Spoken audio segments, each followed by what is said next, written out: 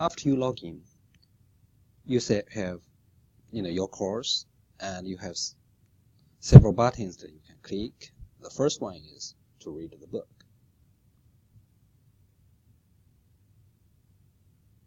And you can click on the left navigation bar, pick which section you want to read, and if you click on the chapter, it would bring all the sections up, and then you can also click on each section. And VLab integrated with a lot of features, and one of the features that we have is code animation. So most of the code that are presently in the textbook, you would be able to step through the code and try to see what's going on in the program. Let's look at this program. This program is trying to compute the area that get the input and from the keyboard. And when you look at this is where you are going to get the input, and all these are pre-recorded, so you are not going to modify anything here. But you would be able to step through and see what's the effect about the instruction that you have on in each step. So click on next, so you can see now the line that just get executed is line 9, and we are on line 15. The next thing, once we have that, we read in the radius. The value is equal to 10. That's what we get from the keyboard. And you can continue and step through the program, and you are going to say the program executed line by line, and this is the output that is produced.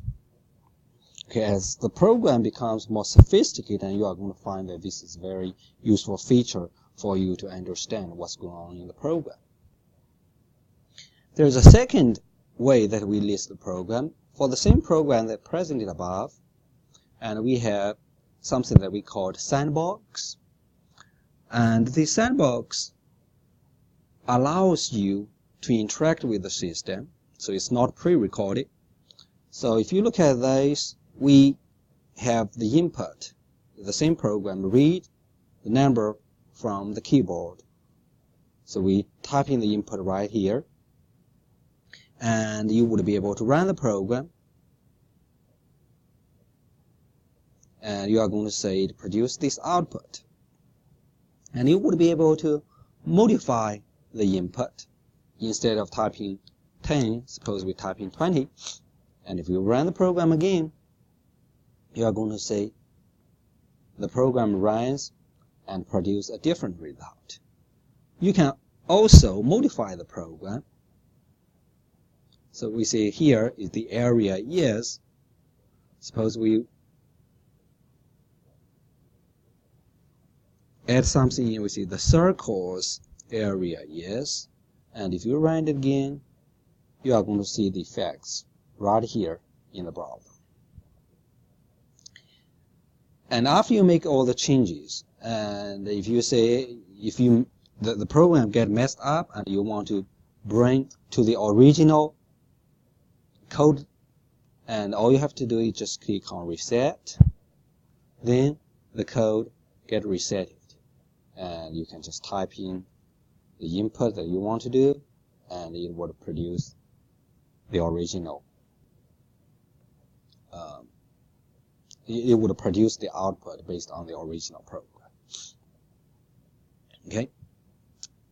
And another feature that's in the book is exercise. For most sections, there is an exercise at the end of the section that practice the concept that you have learned in that section. So you click on the star, you would be able to complete in this exercise. We say, hey, most of the Java statements are ended with a punctuation. You pick one, suppose we say, hey, we pick semicolon, and you would submit, and it give you the instant feedback. As we move along, we are going to have, different type of exercise. I'm going to have a separate video to demonstrate how we use the system. Thank you.